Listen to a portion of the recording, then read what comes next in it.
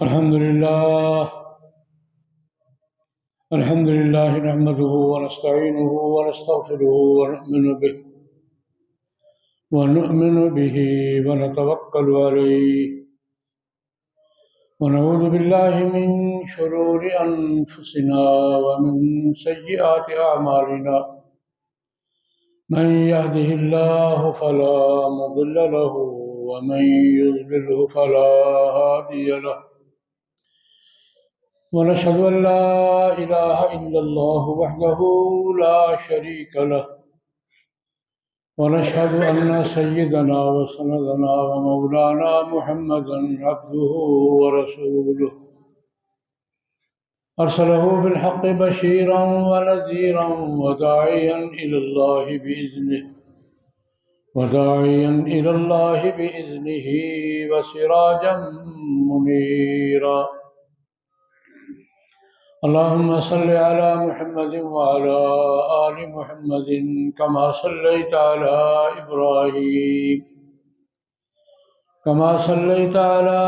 إبراهيم وعلى آل إبراهيم إنك حميد مجيد. اللهم بارك على محمد وعلى آل محمد كما باركت على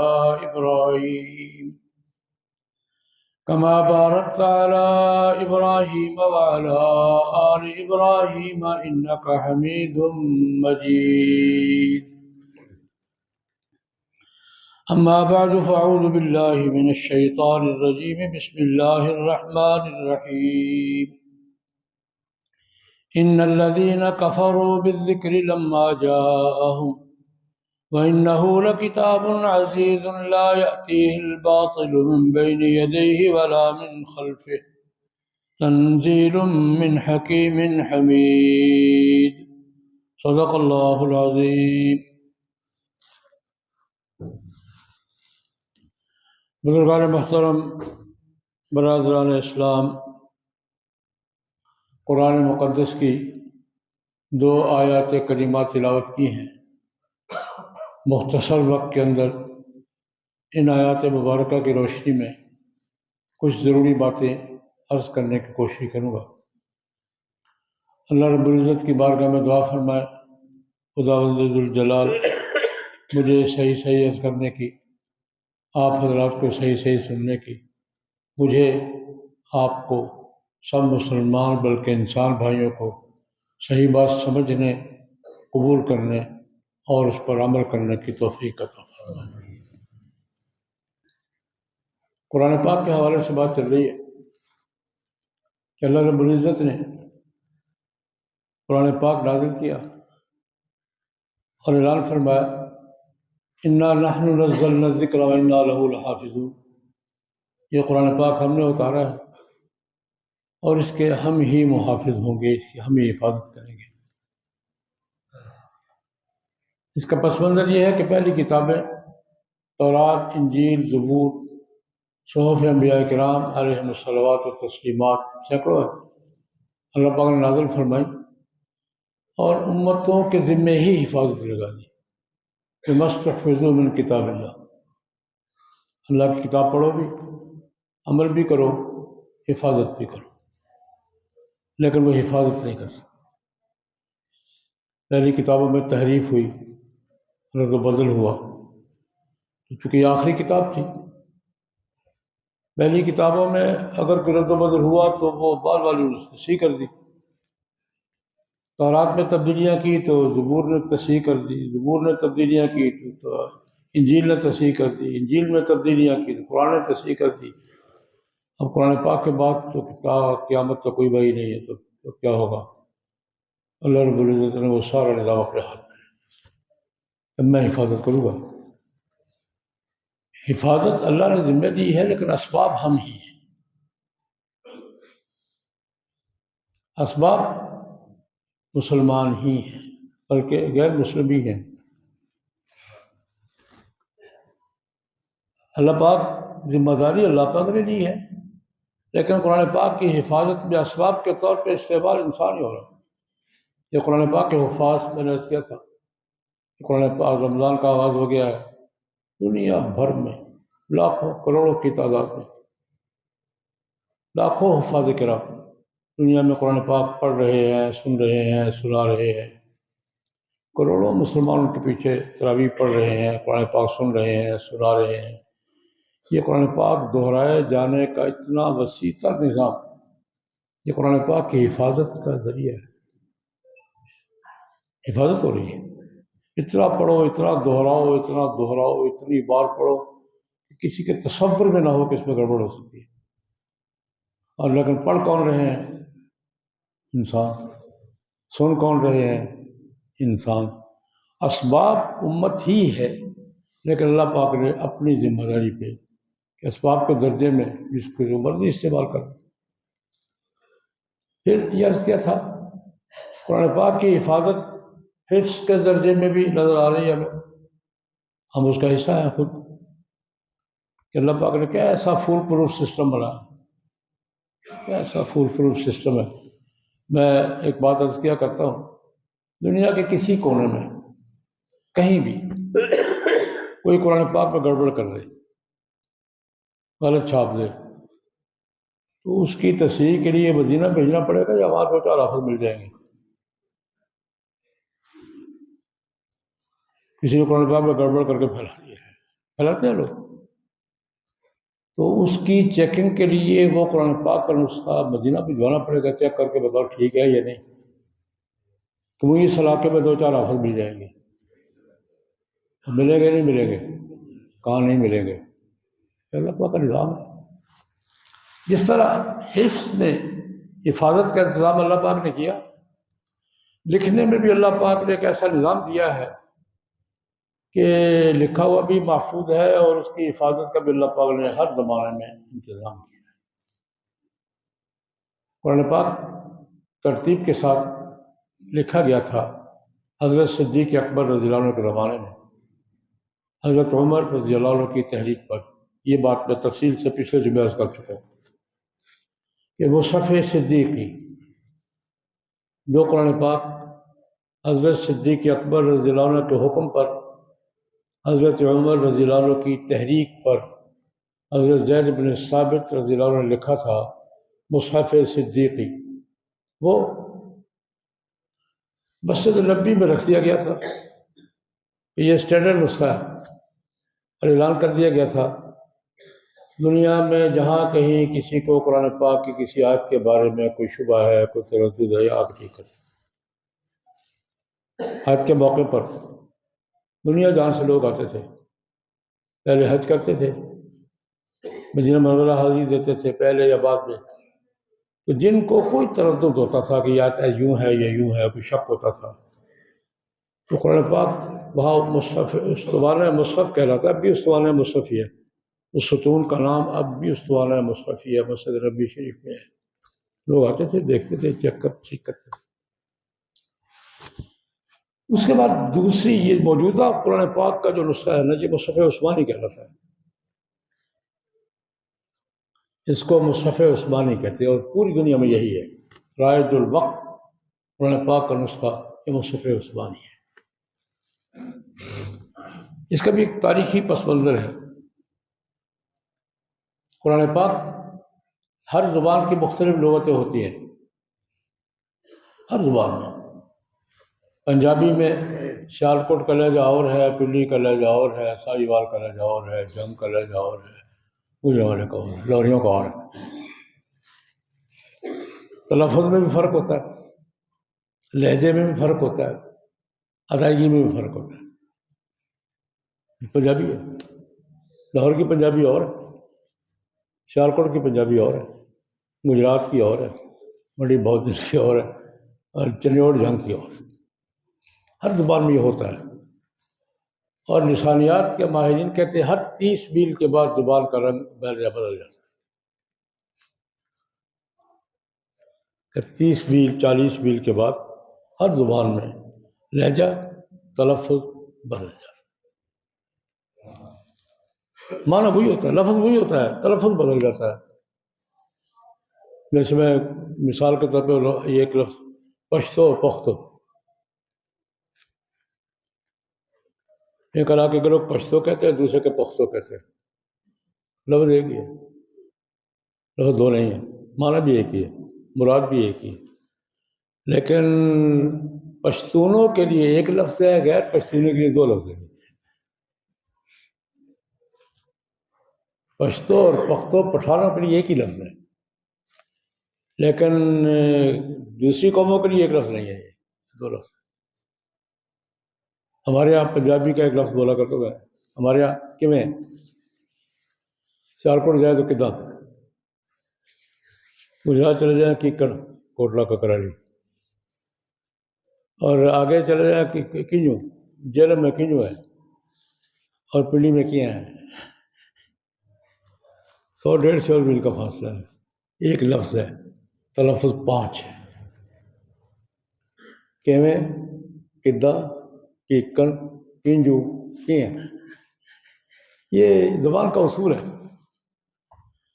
قرآن پاک نازل ہوا ہے قریش کی لغت میں، قریش کے لہجے میں، لیکن جناب نبی کریم صلی اللہ علیہ وسلم نے پڑھنے کی اجازت دی تھی 7 لہجوں میں۔ لفظ یہی ہے، بول اس لفظ میں لو، اجازت تھی۔ 7 قراتیں ہیں، 7 لفظ، قراتیں کا دائرہ الگ ہے، تلفظ کا دائرہ الگ ہے، لیکن بہر قرآن پاک اصلاً نازل ہوا ہے قریش کے لہجے میں، قریش کی لغت میں، قریش کے تلفظ میں، لیکن جناب نبی کریم صلی اللہ علیہ وسلم نے سہولت کے لیے، اب اپنے لہجہ آسانی سے پڑھا جاتا ہے، دوسرا لہجہ پڑھنے میں مشکل ہوتی ہے، تو 7 قراتوں میں پڑھنے کی اجازت دی، ٹھیک ہے، پڑھا جاتا تھا۔ ان کو تو کوئی دقت نہیں تھی، عربوں کو کوئی دقت نہیں تھی، لیکن جب معاملہ گیا عجم میں، ایران، فارس، یہ سارے عجم تھے، جب مسلمان ہوئے قرآن پاک پڑھنا پڑا، ان کے لیے مسئلہ بن گیا، پشتو پڑھنا، پختو پڑھنا، کتنا کہنا، کیکن کہنا، کیا کرنا، ان کے لیے مسئلہ بن گیا۔ اس پہ کچھ واقعات ہونے لگ گئے، وہ کہے یہ ہے، وہ کہے یہ ہے۔ بخاری شریف میں ایک لمبا واقعہ ہے، حضرت حذیفہ بن الیمان رضی اللہ تعالیٰ عنہ معروف صحابی ہے، بڑے باذوق صحابی ہیں، اللہ پاک نے ان کو بڑا خاص ذوق دیا تھا، فتنوں سے واقفیت، فتنوں کی نشاندہی اور فتنوں سے بچنے کی تدبیریں کرنا، یہ ان کا کام تھا۔ خود کہتے ہیں اصحاب رسول اللہ صلی اللہ علیہ وسلم کانوا یسألونہ عن الخیر وکنت اسألہ عن الشر، باقی صحابہ حضور سے خیر کی باتیں پوچھا کرتے تھے، میں شر کی باتیں پوچھا کرتا تھا، پوچھتا تھا، کانوا یسألونہ عن الخیر وکنت اسألہ عن الشر، باقی صحابہ خیر کی باتیں پوچھا کرتے تھے، میں شر کی باتیں پوچھا، یعنی شر کے بارے میں کیسے پیدا ہوگا، کیسے نمٹنا ہے، کیا صورت ہوگی، کیا شکل ہوگی، شر کے بارے میں، فتنوں کے بارے میں سب سے زیادہ روایات بھی ان سے ہے، ذوق بھی ان کا ہے، بلکہ بخاری شریف ہی کی روایت ہے، امیر المومنین حضرت عمر رضی اللہ تعالیٰ عنہ اپنے دور خلافت میں مجلس بیٹھی ہوئی ہے،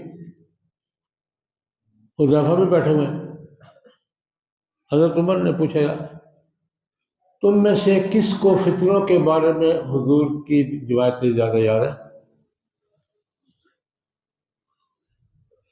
تم میں سے حضور نبی کی حدیثیں جو فتنوں کے بارے میں وہ کس کو زیادہ یاد ہے؟ علماء کہتے آنا، حضرت عمر کہتے مجھے پہلے پتا تھا، تم آنا کہو کہ تمہیں جانتا ہوں میں، یعنی اس کا ان کا مقام مسلم تھا، تو مجھے پتہ ہے یار، تم کہو گے آنا، مجھے تمہارا ذوق کا پتہ ہے۔ اچھا یہ بتاؤ، جب جو انہوں نے کہا میں جانتا ہوں، مجھے بتاؤ کہ نبی کریم صلی اللہ علیہ وسلم نے فتنوں کے بارے میں جو کہا ہے وہ کوئی ایک سناؤ حدیث، حذیفہ بن الیمان نے حدیث سنائی، فتنے پیدا ہوں گے، مال میں ہوں گے، عقیدے میں ہوں گے، اسباب میں ہوں گے، خاندانوں میں ہوں گے، یہ لوگ نماز چھوڑ دیں گے، لوگ اس طرح کی یہ قسمیں ہیں۔ حضرت عمر نے کہا یار میں یہ نہیں پوچھ رہا ہوں، یہ شخصی فتنے ہیں، تو کفر الصیام والصوم والصلہ، یہ شخصی خرابی ہے، ان کا کفارہ نماز روزہ کفارہ بن جاتے ہیں۔ انسان سے غلطیاں ہوتی ہیں، نماز روزہ کفارہ بن جاتا ہے، یہ شخصی فتنے ہیں۔ میں یہ نہیں پوچھ رہا ہوں، میں پوچھ رہا ہوں وہ فتنہ الذی یموج کموج البحر، اجتماعی فتنے جو معاشرے میں ایسے پھیلتے جس سے سمندر میں پویا نہیں آ جائے۔ التی تموج کموج البحر، میں ان فتنوں کے بارے میں پوچھ رہا ہوں جو سوسائٹی میں ایسے پھیلیں گے جس سمندر میں طوفان پھیلتا ہے۔ حضرت حذیفہ بن الیمان نے سنا ان کا، حضرت آپ کو اس سے کوئی فکر نہیں ہونا چاہیے، ان فتنوں کے درمیان اور ہمارے درمیان ایک مضبوط دروازہ ہے، مغلق، باب مغلق، ایک لاک دروازہ ہے، اس کے ہوتے ہوئے فتنے نہیں آئیں گے۔ ایک مضبوط دروازہ ہے، اس کو ہوتے ہوئے فتنے نہیں آئیں گے۔ حضرت عمر سمجھ گئے، اس سے مراد حضرت عمر ہی ہے۔ اس باب المغلق سے مراد کون تھا؟ حضرت حذیفہ کہہ رہے ہیں کہ حضرت آپ بے کر رہے ہیں، آپ کو تو کوئی نہیں، لیکن لفظ کیا استعمال کیے؟ اس کے درمیان اور ہمارے درمیان، ان فتنوں کے درمیان اور ہمارے درمیان باب المغلق، بند دروازہ ہے، اس کو تو کچھ نہیں ہوا۔ حضرت عمر نے دوسرا سوال کیا، ایفتح ام یکسر، وہ دروازہ کھولا جائے گا یا توڑا جائے گا؟ انہوں نے کہا بل یکسر، یہ تو ٹوٹے گا ہی۔ اب یہ باتیں ہو رہی ہیں، وہ دونوں سمجھ رہے ہیں آپس میں، کوٹ بٹ کی باتیں، واقعوں کو نہیں سمجھ آ رہی۔ کسی نے حذیفہ سے پوچھ لیا، بھائی تم کیا پوچھ رہے تھے، کیا کہہ رہے تھے؟ ان کے میں نے ان سے کہا اجتماعی فتنوں کے سامنے آپ کی ذات بہت بڑی رکاوٹ ہے، آپ کے ہوتے ہوئے فتنے نہیں آئیں گے۔ بعض شخصیات ہوتی ہیں، ہر زمانے میں ہوتی ہیں، شخصیت کا وجود ہی رکاوٹ ہوتا ہے۔ میں نے ان سے کہا کہ حضرت یہ آپ کے ہوتے ہوئے فتنہ نہیں آئے گا کوئی؟ انہوں نے پوچھا یفتح ام یکسر، یہ دروازہ کھولا جائے گا یا توڑا جائے گا، یعنی میری موت تبھی ہوگی کہ شہادت کی ہوگی؟ تو میں نے کہا یکسر، حضرت یہ تو ٹوٹے گئی۔ اور بھائی اذن لا یغلق ابدا، یہ دروازہ ٹوٹ گیا، قیامت تک دروازہ بند نہیں ہوگا۔ یہ حضرت حذیفہ کی اور حضرت عمر کی بات چیت ہوئی، اذن لا یغلق ابدا، یہ دروازہ کبھی بند نہیں ہوگا۔ یہ حضرت حذیفہ کی بات کر رہا ہوں۔ حضرت عمر فتنوں کے راستے میں ایک دروازہ، مضبوط دروازہ تھے، ان کو ہوتے ہوئے کسی کو فکر نہیں تھا کہ یار بابے کو تو کچھ نہیں ہوتا، سب مطمئن تھے۔ اس پر ایک اور واقعہ ذہن میں آ گیا، وہ بھی عرض کر لیتا ہوں، باقی بات پھر سے۔ شام فتح کیا حضرت ابو عبیدہ عامر بن الجراح رضی اللہ تعالیٰ عنہ، حضرت یزید بن ابی سفیان، حضرت معاویہ کے بڑے بھائی یزید بن سفیان رضی اللہ عنہ، اور حضرت خالد بن ولید رضی اللہ، ایک طرف سے وہ آئے، ایک طرف سے وہ آئے، ایک طرف سے یہ آئے، دمشق پہ قبضہ ان تینوں کے۔ لیکن زیادہ لڑائی لڑی ہے یزید بن ابی سفیان، حضرت ابو سفیان کے بیٹے، حضرت معاویہ کے بڑے بھائی، صحابی ہیں، بڑے جنرل ہیں۔ ابو عبیدہ فاتح شام ابو عبیدہ ہے، لیکن یہ بھی ساتھ شریک ہے۔ جب دمشق پہ قبضہ ہو گیا تو ابو عبیدہ شہید فوت ہو گئے، طاعون کی بیماری میں فوت ہو گئے۔ اب پیچھے دو رہ گئے، تو حضرت عمر رضی اللہ تعالیٰ عنہ نے شام کا امیر بنایا یزید بن ابی سفیان رضی اللہ عنہ کو۔ حضرت خالد بن ولید، ٹھیک ہے، اب حمص میں شام کا شہر ہے جہاں حضرت خالد جا کے، وہی قبر ہے ان کی، وہیں رہ کے۔ ایک دن حضرت خالد بن ولید رضی اللہ تعالیٰ عنہ حمص میں اپنے محل میں اپنے گھر میں مجلس میں بیٹھے ہوئے ہیں، کہتے دیکھو یار، ہوتا ہے شکوہ، معاصرین میں آپس میں شکوہ ہوتا ہے، برابر کے لوگوں میں آپس میں شکوے ہوتے ہیں۔ خالد بن ولید کہنے لگے یار دیکھو، لڑ لڑ کے ہم مر گئے، دمشق فتح ہوا ہے اور دمشق نے شہد اور گندم بھیجنی شروع کی ہے، تو گورنر یزید کو بنا دیا، یزید بن ابی سفیان کو، یہ بس ایسی بات کہہ دی۔ تو مجھے کہہ رہے ہیں غزوہ ہند کی تیاری کرو، کرنا کمانڈروں کا کام یہ ہوتا ہے، مجھے کہہ رہے ہیں کہ غزوہ ہند کی تیاری کرو۔ یہ ہلکے پھلکے شکوے کے انداز میں حضرت خالد بن ولید نے مجلس میں بات کی۔ ایک ساتھی کہنے لگا حضرت آپ انکار کر دیں، آپ کے معذرت کر دیں، میں نہیں جاتا ہندوستان کی لڑائی کے لیے۔ ایک تیسرا آدمی بولا یار حضرت عمر فرمائیں گے کہ ہندوستان جاؤ جہاد کے لیے، یہ انکار کریں گے تو فتنہ پیدا ہوگا۔ اس پر خالد بن ولید سیدھے ہو کے بیٹھ گئے، اما فی عہد عمر فلا، بڑا تاریخی جملہ ہے، عمر کے ہوتے ہوئے فتنہ نہیں پیدا ہوتا، تسلی رکھو۔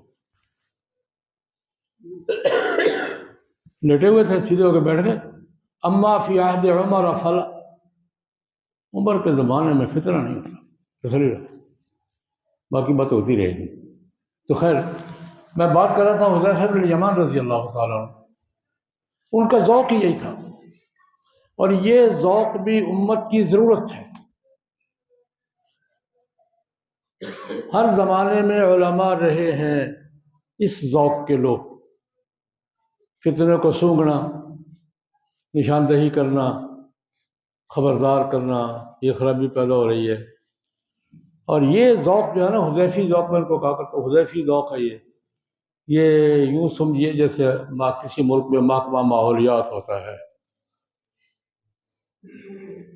ماحولیات والے کیا کرتے ہیں؟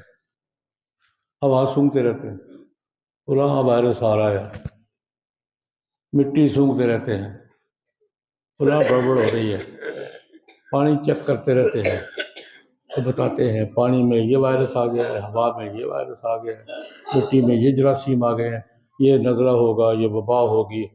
یہ سونگھتے رہتے ہیں، چیک کرتے رہتے ہیں، نشاندہی کرتے رہتے ہیں، اور لوگ پھر خبردار ہوں۔ کسی ملک میں ماحولیات کا محکمہ 6 مہینے کام بند کر دے، ملک کا حشر کیا ہوگا؟ کیوں جی؟ یہ موسمیات والے، ماحولیات والے جو بتاتے رہتے ہیں جی پانی میں یہ بات آ رہی ہے، ہوا میں یہ بات آ رہی ہے، مٹی میں یہ چیز پیدا ہو رہی ہے، فلاں بیکٹیریا آ رہا ہے جناب، فلاں وائرس آ رہا ہے جی، یہ کرونا آ رہا ہے جی، یہ ڈینگی آ رہا ہے، یہ چیک کرتے، یہی چیک کرتے ہیں نا۔ یہ اگر چیک کرنا بند کر دیں، ہڑتال کر دیں 6 مہینے، ملک کا کیا حشر ہوگا؟ بالکل یہی جو دینیات میں حضرت حذیفہ کا ہے، چیک کرتے رہنا، یہ خرابی آ رہی ہے۔ عام آدمی کو نہیں پتہ چلتا، عام آدمی کو نہیں پتہ چلتا، ماہرین ہی سمجھتے ہیں کہاں سے خرابی آ رہی ہے، کہاں سے کرونا آ رہا ہے، کہاں سے ہیضہ آ رہا ہے، کہاں سے نزلہ آ رہا ہے، کہاں سے فلو آ رہا ہے، ماہرین کو پتہ چلتا ہے، عام آدمی کو نہیں پتہ چلتا۔ اور ماہرین بتاتے ہیں جناب موسم خراب ہو رہا ہے، احتیاط کرو۔ بالکل حضرت حذیفہ رضی اللہ عنہ کا اور ان کے ہر زمانے میں علماء رہے ہیں، یہ ذوق رہا ہے کہ خرابی پیدا ہو رہی ہے، اس کی نشاندہی کرنا اور خبردار کرنا، بھئی یہ خرابی آ رہی ہے، چیک کر لو۔ حضرت حذیفہ بن الیمان رضی اللہ تعالیٰ عنہ اپنا واقعہ بیان کرتے ہیں۔ بات میں نے گزارش کی تھی کہ قرآن پاک مختلف تلفظات کے ساتھ پڑھنا عربوں کے لیے کوئی مسئلہ نہیں تھا، کوئی جھگڑا نہیں ہے، لیکن اجمیوں میں بات آئی تو مسئلہ بن گیا۔ اپنا واقعہ بیان کرتے ہیں، کہتے میں آذربائیجان میں تھا، یہ آذربائیجان یہ ایران اور روس کے درمیان کا علاقہ، کمانڈر تھے۔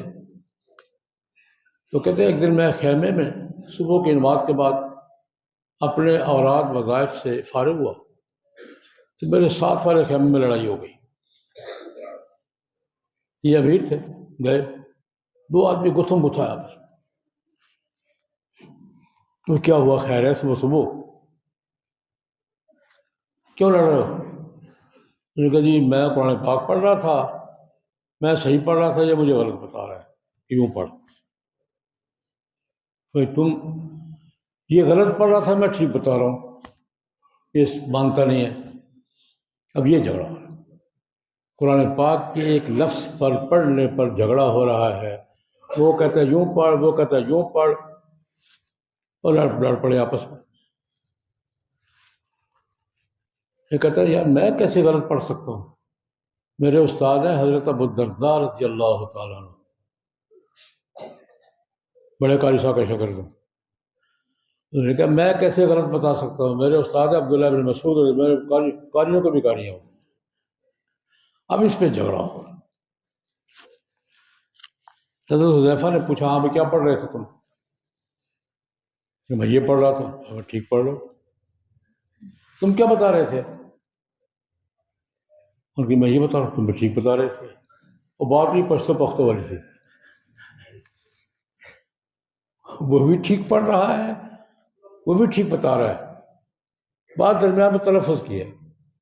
ان کو کہا دونوں ٹھیک ہو جا، لڑو نہیں آپس میں. تم بھی ٹھیک پڑھ رہے ہو، تم بھی ٹھیک پڑھ رہے ہو، تم بھی ٹھیک بتا رہے ہو، لڑو نہیں. یہ واقعہ تو ہو گیا. یہ واقعہ بیان کر کے حضرت حذیفہ بن یمان رضی اللہ تعالیٰ عنہ کہتے ہیں مجھے فکر لاحق ہوئی کہ یار یہ تو عجمیوں میں تو ایک ایک لفظ پہ لڑائی ہوگی. عربوں کی تو اپنی زبان ہے، کوئی مسئلہ نہیں ان کے لیے، لیکن عجمیوں میں تو عجمی تو ایک ایک لفظ پر لڑیں گے، قتال ہوگا. بھائی یہ دو کو میں نے چھڑایا، جگہ جگہ لڑائیاں ہوگی. اس کا کوئی انتظام کرنا چاہیے. اس کو کہتے ہیں فکر. یہ ہے حذیفی دور، یہ خرابی پیدا ہو سکتی ہے، اس کا انتظام کرنا چاہیے. یہ گڑبڑ پیدا ہو رہی ہے، اس کو سنبھالنا چاہیے. یہ فکر. حذیفہ کہتے ہیں میں جب مدینہ منورہ گیا نا واپس، امیر المومنین تھے حضرت عثمان بن عفان رضی اللہ عنہ. میں نے کہا امیر المومنین امت کو سنبھال لیجئے، اس سے پہلے کہ امت قرآن پاک ایک ایک لفظ پر لڑنے مرنے پہ آ جائے. اس کو حل نکالیے، اس مسئلے کا کوئی حل نکالیے. جا کے رپورٹ پیش کر دی. حضرت عثمان رضی اللہ عنہ نے امیر المومنین کی حیثیت سے شورا بلا لی. کیا کریں، بات ٹھیک کہہ رہے ہیں، بات ٹھیک ہے، خطرہ میں لڑائیاں ہوں گی، بھائی جھگڑے ہوں گے. تو امیر المومنین حضرت عثمان رضی اللہ عنہ نے فیصلہ کیا کہ قرآن پاک کا نسخہ لکھوایا جائے نئے سرے سے، اور قریش کی لغت پہ لکھوایا جائے. وہی قرآن پاک جو تھا اصل لکھوایا جائے، قریش کی لغت پہ لکھوایا جائے، باقی تمام تلفظات حروف درمیان سے نکال دیے جائے، اصل لغت جو ہے وہ لکھوایا جائے. چنانچہ زید بن ثابت رضی اللہ عنہ نے پہلا نسخہ بھی لکھا تھا، اس کو بلایا. وہ نسخہ آپ نے لکھا تھا جی، وہ کہاں ہے؟ ام المومنین حضرت حفصہ رضی اللہ عنہ کے پاس ہے. وہ ہے، اس کو دوبارہ لکھو اور قریش کی لغت پہ لکھو جس پہ اصل نازل ہوا ہے. باقی جو اجازت ہے وہ اجازت رہے، لیکن اصل نسخہ اسٹینڈرڈ نسخہ وہی لغت والا ہوگا جو قریش کا ہوگا. حضرت عثمان نے نسخہ لکھوایا نہیں، نسخے لکھوائے، 6 نسخے لکھوائے. اور دنیا میں افریقہ، ایشیا، تاشکال وغیرہ یہ بھئی یہ اسٹینڈرڈ نسخے اس کے مطابق پڑھو. یہ حضرت عثمان نے 6 نسخے لکھوائے اور دنیا میں مختلف علاقوں میں بھیجے. بھئی یہ اسٹینڈرڈ نسخہ ہے تاکہ جھگڑا نہ ہو. اس جھگڑے کو سمیٹنے کے لیے الحمدللہ سمٹ گیا. بات لمبی ہے، ایک بات درمیان میں ذکر کر دیتا ہوں. ان 6 نسخوں میں سے 2 اوریجنل نسخے آج بھی موجود ہیں. اوریجنل نسخے ایک استنبول میں ہے، دوسرا لندن میں ہے. باقی بات پھر سے انشاءاللہ یہ رمضان مبارک کا آغاز ہو گیا ہے، اس روزہ کا مہینہ بھی ہے، قرآن پاک کا مہینہ بھی ہے، صدقہ خیرات کا مہینہ بھی ہے۔ صدقہ خیرات بھی آپ اپنے مدارس کو بھی دیکھتے ہیں، وہ ربا کو بھی دیکھتے ہیں، سب کا حق ہے، سب کا حق ہے۔ تو اس وقت باقی تو آپ کریں گے جو کریں گے، لیکن امت مسلمہ کی حیثیت سے سب سے زیادہ مظلومیت کا شکار کون ہے اس وقت؟ کیوں جی؟ سب سے زیادہ مظلومیت اور بے بسی کا شکار کون ہے؟ ان پر ڈبل ظلم ہو رہا ہے، یہودی انہیں مار رہے ہیں، امریکہ پشترائی کر رہا ہے، اور ہم خاموش تماشائی بن رہے ہیں۔ اس سے بڑا ظلم کیا ہو؟ یہودی ان کا قتل عام کر رہے ہیں، ان کو مار رہے ہیں، امریکہ پشترائی کر رہا ہے، اور ہم ٹپ ٹپ دیدم دم نہ کشیدم تصویر بنے ہوئے ہیں۔ اللہ پاک ان کا حال پر رحم کرے۔ بل اس موقع پر یہی کہ اپنے فلسطینی بھائیوں کی جتنی زیادہ سے زیادہ امداد کر سکے، جو بھی ذریعہ میسر ہے، یہ ان کا حق ہے، ہمارا فرض ہے۔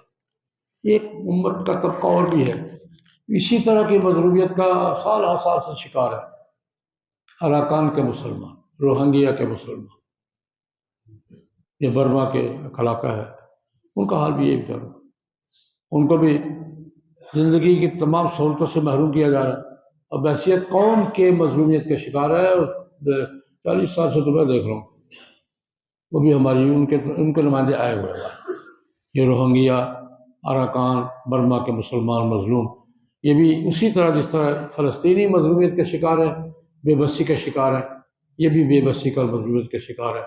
ان کی بھی جتنی زیادہ امداد ہو سکے، اللہ تبارک و تعالیٰ ہم سب کو اپنے فرائض پورے کرنے کی توفیق عطا فرمائے۔ مولانا محمود الحسن صاحب ہمارے شیخپورہ کے امیر ہیں، ان کے انتقال ہو گیا، اور ہمارے عاقب صاحب سیکورٹی انچارج ہیں، ان کی والدہ محترمہ، دعا کریں اللہ تبارک و تعالیٰ بیماروں کو شفا عطا فرمائے، اور جو فوت ہو گئے ان کی مغفرت فرمائے۔ اللہم صلی علی سیدنا محمد۔